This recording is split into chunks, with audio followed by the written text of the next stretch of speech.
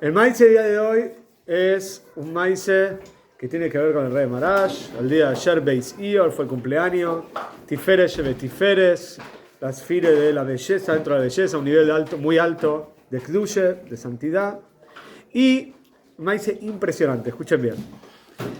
En la época del Mittler Rebbe, segundo Rebbe, empezó a ver lo que se llamó los Maskilim, los iluministas, que eran personas que hoy en día los llamaríamos reformistas, que empezaron de a poquito con cosas muy, pero muy chiquitas, a tratar de cambiar la aloje.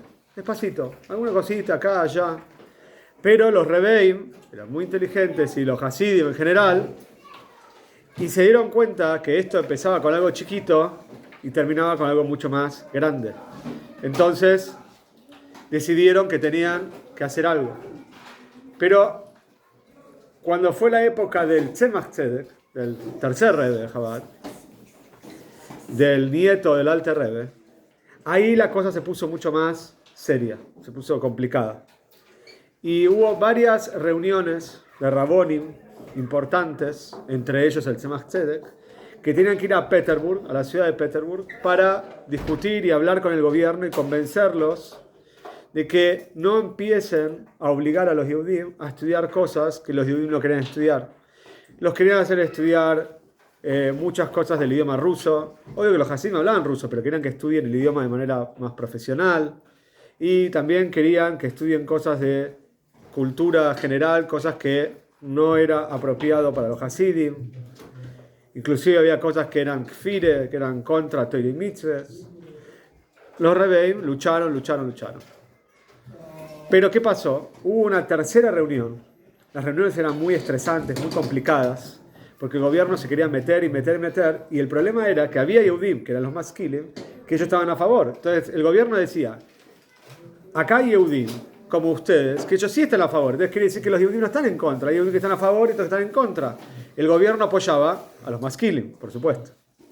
Cuando llegó la tercera reunión, el Tzemach Tzedek dijo, no voy a ir a esta reunión, voy a mandar a mi hijo. ¿A cuál hijo? El Rebbe Marash. El séptimo hijo, del Tzemach Tzedek, el Rebbe Marash. Ya el Tzemach Tzedek había ido a otras reuniones, el Tzemach Tzedek había estado preso de manera domiciliaria en Petersburg, lo metieron en una casa, no lo dejaban salir porque luchaba mucho. Y se ve que la tercera reunión, no sé toda la historia perfecta, pero se ve que la tercera reunión, ya el Tzemach Tzedek ya estaba cansado, no podía, o se dio cuenta que quizá lo podían volver a meter preso, lo mandó al Rebbe Marash. Ahora, había uno de los maskilim, uno de los más importantes de todos, se llamaba el señor Berman. Berman era el apellido, no sé el nombre, pero era el apellido de este señor. Y era un maskil muy, pero muy grande, y él estaba intentando, con todos los medios posibles, hacer una ley que lo apoye el gobierno ruso para obligar a los Yehudim que los Hadorim, las escuelas, se estudien cosas que no hay que estudiar. ¿Qué hizo el señor Berman? Agarró y juntó a tres gvirim, a tres hombres muy pudientes que tenían mucho dinero en Rusia, para que lo apoyen y que vayan al ministro de Educación ahí en Rusia para ofrecerle que los Yehudim, estos Yehudim, apoyan la ley para que los Yehudim estén obligados a estudiar estas cosas. Uno de los tres Gvirim que estaba ahí, los tres que apoyaban al señor Berman, era el famoso Barón Ginsburg. ¿Por qué famoso? Porque hay muchas historias con él, de hecho yo grabé varias historias con él, sobre él, y ahora vamos a contar un poco sobre él. Pero ¿qué pasó? El Barón Ginsburg, junto con los otros dos hombres de negocios, lo acompañaron al señor Berman, fueron a Petersburg, a San Petersburgo, que era ahí la capital de Rusia en ese momento, se encontraron en la oficina del ministro, y cuando el señor Berman va a decir algo, escuchen bien esto, cuando va a decir algo, tenía que hablar, tenía que explicar el decreto para que el ministro lo firme, la boca, la lengua, se abrió, obviamente abrió la boca para hablar, y la lengua, Has Veshol, imagínense, la lengua se le bajó hasta acá, hasta la pera, o sea, bajó demasiado. Y trataba de hablar, pero no le salía. ¿Quién? Al señor Berman, este maskil. Y trataba de hablar, y pobrecito porque debe ser horrible la sensación, imagínense. obviamente lo que estaba haciendo él estaba mal, pero y hablar contra sí, lo que los Yehudim querían, o muchos Yehudim querían. ¿Por qué tenía que obligar? Un macho que lo haga él, pero ¿por qué quería obligar a todos? Eso estaba muy mal. Pero trataba de hablar y no podía. Y se asustó mucho. Y todos se asustaron mucho porque se dieron cuenta que estaba enfermo. Tuvieron que cancelar la reunión en el momento. Ya está, no hay más reunión. Y se tuvo que ir, no sé si en una ambulancia, pero no había, en una carroza, se tuvo que ir al médico porque no podía hablar. Los médicos dijeron que hay que operar, que hay un problema en la lengua, no sé qué, hay que operar. Lo operaron, pero muy poco tiempo después murió. Ahora, ¿qué pasó en ese momento, justo cuando el señor Berman iba a hablar? El rey Marash en ese momento estaba en Lubavitch, como donde él, el rey Marash, sí. El rey Marash estaba en Lubavitch y estaba en el Keiber del Tzemach Tzedek, que lo mostramos la otra vez en el video. Estaba ahí el Keiber del Tzemach Tzedek y fue a hacer Davenen a su papá. Y cuando volvió, el rey Marash estaba muy contento, estaba feliz.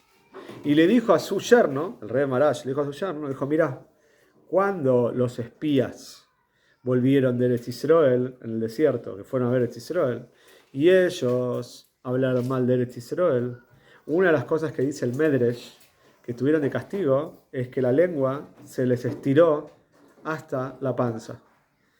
Y dice el rey Marash, escuchen lo que dice el rey Marash, y nadie entendía por qué lo decía. Dijo, ¿por qué hace falta que se estire tanto la lengua? Dijo el rey Marash. Con que se estire hasta la pera es suficiente. Eso dijo el rey Marash. Claro, nadie entendía nada. El rey Marash estaba hablando del señor Berman, que es lo que le pasó en Petersburg. Pero nadie sabía lo que pasó en Petersburg. Y nadie entendía por qué el rey Marash dijo ese Medrash, lo de la lengua, y que no hacía falta hasta la panza, alcanza hasta la pera. Después se enteraron. Pero el maíz no termina acá. El maíz sigue muy interesante. Este Barón Ginsburg, este hombre tan rico, él apoyaba mucho a los Maskilim. Y cuando murió el señor Berman,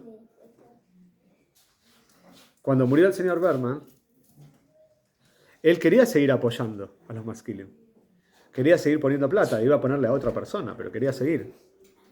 Entonces, el rey Marash estaba molesto con este tema. No quería que el Barón Ginsburg ayude. ¿Qué hizo? Mandó a un Ascan, a un Rob, un Ascan es una persona que se dedica a la comunidad, que se llamaba Nohum, ahora no me acuerdo exacto el apellido, pero se llamaba Nohum, Artman, ahí está, Nohum Artman, y le dijo así, andá a ver al señor Ginsburg, al Barón Ginsburg, y decirle lo siguiente, que él no tiene que seguir apoyando a los Maskilim, que no lo haga más, que no dé más plata a ellos. Y que como demostración de que le va a ir mal si lo hace, todas las acciones que compre en la bolsa, todos los negocios que haga, las acciones, dijo el rey Marash, todas las acciones que compre en la bolsa, hasta cierto día, todo lo que compre va a perder. Va a perder plata en todos los negocios que haga hasta cierto día. Y esto es para que él se dé cuenta que lo que está haciendo está mal. Este Nohum Hartman fue a hablar al Barón Ginsburg. El Barón Ginsburg se asustó mucho. Dijo, no, yo sé quién es el rey Marash, yo sé que es un tzadik.